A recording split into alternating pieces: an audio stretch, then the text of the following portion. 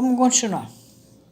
Eu estava revendo as coisas que eu disse aí, e é importante que fique esclarecido o seguinte: eu disse, fiz 2 erros, acho que foi no 5º e o outro foi no 6º vídeo. No quinto, eu digo que para que a pessoa fizesse formação em psiquiatria, ela teria que fazer formação em psiquiatria. Não. Ela teria que fazer formação em psicanálise. Na década de 50, você fazia psiquiatria. Para você ser psiquiatra, você era obrigado a fazer formação em psicanálise. Eu conheci aqui no Brasil vários psiquiatras que entraram para a Associação Internacional de Psicanálise e alguns deles entraram só para fazer psiquiatria. E depois eles deram, para poder ter o título de psiquiatra, poder dar aula dentro da UFRJ, moro no Rio, ou em outras faculdades, e depois, tchau. Alguns tiveram a coragem de dizer, não, nem pensar, eu não vou fazer isso, eu vou ser psiquiatra. Mas eu conheci muita gente que caiu nessa história e foi fazer a formação em psiquiatria, em psicanálise, para poder ser psiquiatra graduado depois e conseguir ter acesso aos meios universitários, etc., ou aos hospícios, ou coisas assim. Era obrigatório. Isso é que o Michel Thor vai mostrar, e eu vou mostrar o Michel Thor ainda. Bom, terminando agora a segunda parte, outra coisa é o seguinte: na 6ª parte, tem a hora que eu falo do Jung, que ele teve a honestidade de dizer aos 81 anos que ele não tinha jeito para psicanálise. Nessa hora, o meu vídeo interrompe. Eu fiz alguns testes, ele interrompe. Então, é preciso que retorne o vídeo e dê continuidade com aquela bolinha que o vídeo anda, porque tem ainda um pedaço importante que é falado depois dessa história do Jung. A gente vai entrar pela psicanálise ainda. Eu não vou voltar atrás, porque eu percebi que se você dá uma apertadinha, aquela clicadinha, ela anda ainda. Uns 12 segundos de explicação importante. Bom. No final da segunda década, a psicanálise apresentava um quadro bastante confuso, já. Isso já dentro com a IPA formada já. O recrutamento de analistas se dava cada vez mais por uma multiplicidade de vias e, portanto, independentemente da intermediação de Freud. Ou seja, não tinha mais Jung. Jung foi embora em 1913, por aí. E era sem Jung, já era com os outros mesmo levando, e as coisas iam muito mal. Não era cada um entrava como queria, com seus amigos, chama fulano, entra cicrano, Beltrano tem uma ideia ótima e vamos botando. O número de adesões era cada vez maior e a cada congresso anual ficava evidente que vários desses novos analistas, entre aspas, praticavam a psicanálise sem nunca terem sido submetidos a um processo analítico. Isto, lamentavelmente, na década de 80, 90, eu vi. Eu ainda não sei se isso aí existe, mas eu vi falsos analistas, porque analista se faz no divã. Mas na década de 50, de 30, isso estava acontecendo. Na IPA. Entrava na IPA sem divã, sem ter passado pela psicanálise, sem ter feito coisa nenhuma. Entrava porque era amigo, vai entrar. Eu assisti muito isso depois que a psicanálise ficou mais livre, já tinha os lacanianos, já tinha outras associações, e até hoje, muita gente que está no LinkedIn, que é meu link e tal, e se diz psicanalista. Muito bem, que ótimo. Cadê sua formação? Cadê seus trabalhos? Por que associação você andou? Que divã você deitou? Não se sabe. Então, até hoje, infelizmente, a gente tem analista que não é analista, tá? Nada contra, não vai acontecer nada comigo, mas eu recebo, às vezes, pessoas aqui na minha clínica com sequelas por conta dessa história. Fizeram foi umas terapias. Qualquer pessoa de bom senso chega e fala, mas às vezes fala bobagens por conta dessa história. Bom, continuando. Então, tinha gente que nunca tinha feito um processo analítico. Em consequência, eles aprendiam a psicanálise apenas a partir das leituras esparsas dos textos freudianos. Agora, infelizmente, tem gente que nem isso, não lê. Eu adoro um Google. O Google é o máximo, é um grande professor. Ou então assiste uns seminários, mas também não é obrigado a fazer mais nada. Vai lá no seminário, aprende. Isso também está errado, hein? E devido às dificuldades pessoais para aceitar uma ética própria do desejo, que naturalmente estava em conflito com a moralização dos costumes, porque a ética do desejo deseja desejar. E a moralização dos costumes é toda certinha. Essas pessoas opunham restrições a determinados pontos da teoria. Isso aí eu não concordo com esse ponto, não concordo com aquele outro. Então, elas desenvolviam, assim, uma aplicação prática cada vez mais contrária aos fundamentos básicos da psicanálise.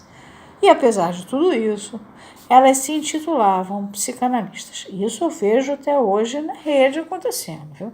Agora que a rede está aberta, que tem grupos psis, eu vejo loucuras, mas enfim. Naquela época aconteceu, o Lacan considerou um escândalo que tivesse acontecido, Michel Thor também, nos anos 50, achou. Eu acho hoje, né? Nós estamos em 2019. Continuando a história, o movimento psicanalítico parecia refletir os resultados de um crescimento que se fazia em progressão geométrica e de uma maneira desordenada. Em termos gerais, comportava-se como um corpo que, acometido por um descontrolado processo de autoimunidade, produzisse os anticorpos contra si próprio.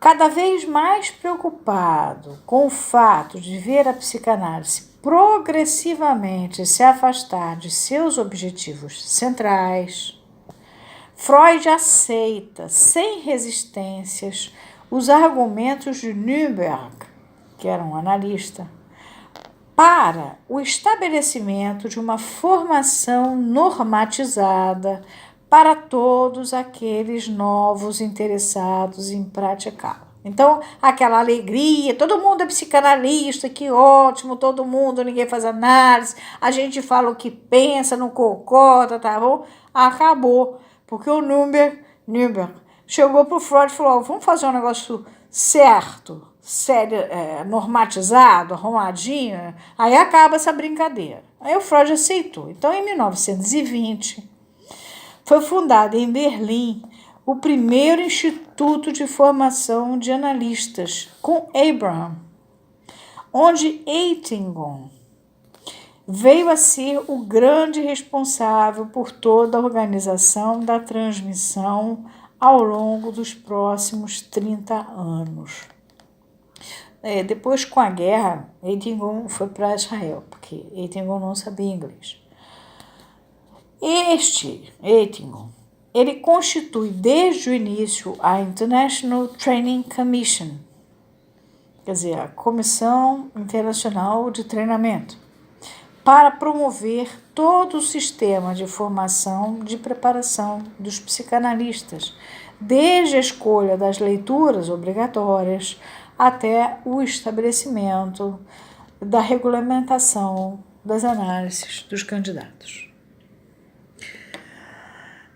Independentemente das intenções de Nürnberg, ao propor logo de início a obrigatoriedade de análise para todos os candidatos a analista, o que eu acho muito bom, é importante salientar que com 20 anos de existência e sedimentação, o movimento psicanalítico havia tomado corpo e já se constituía em um novo nicho de mercado que se configurava bastante atraente.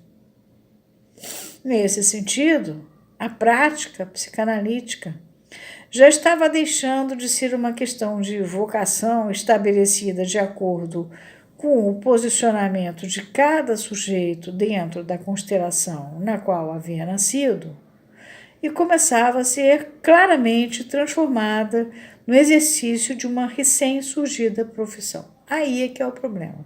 O psicanalista, ele nasce posicionado para ser psicanalista. É que nem um Picasso da vida, um Chopin. Ele é um ser diferente. Ele vai ser analista. Não é porque ele aprendeu psicanálise, porque ele foi para a faculdade de psicologia, porque aprendeu piano, que ele é pianista. Ele cria. Não, ele pode tocar, né? Agora, não quer dizer que ele, né, seja um Chopin. O analista, ele nasce posicionado para ser analista. E ele tem, como diz o Jacques Lamennais, que ter tido uma vida difícil. O analista mesmo tem uma forte neurose. Ele tem que ter passado, inclusive, por uma análise para mexer em muita coisa. Ele não nasce de vida fácil. O analista que nasceu de vida fácil, não tem. Então, ele passou por muito sofrimento para ele chegar a essa situação. E aí a psicanálise vira profissão. Começa a confusão aí e o Freud não gosta, porque a psicanálise, ele mesmo escreve, a psicanálise não é profissão.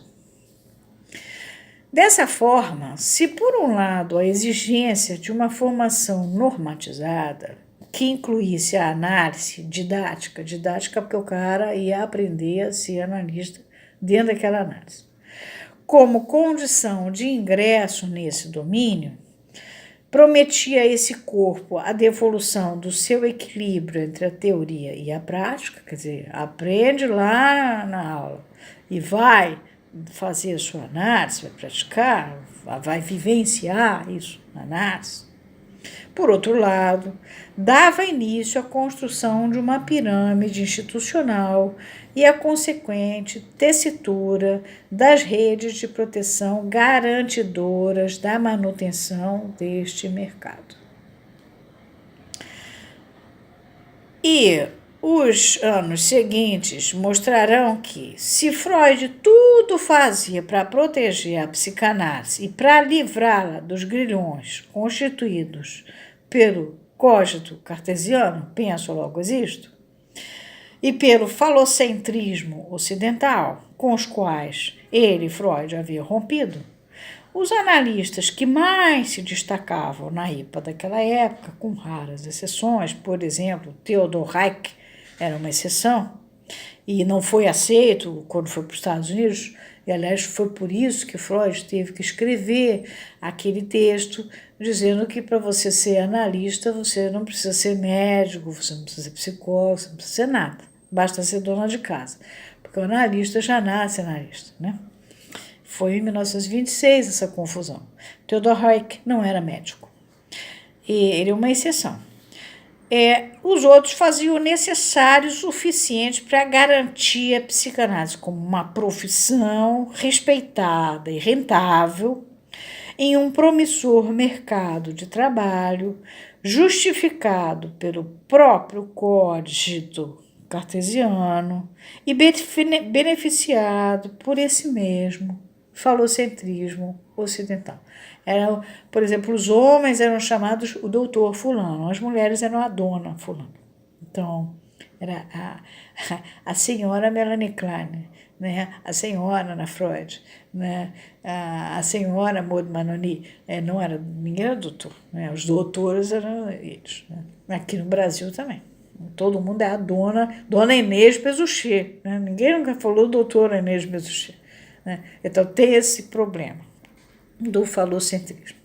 Vou ficar por aqui por enquanto.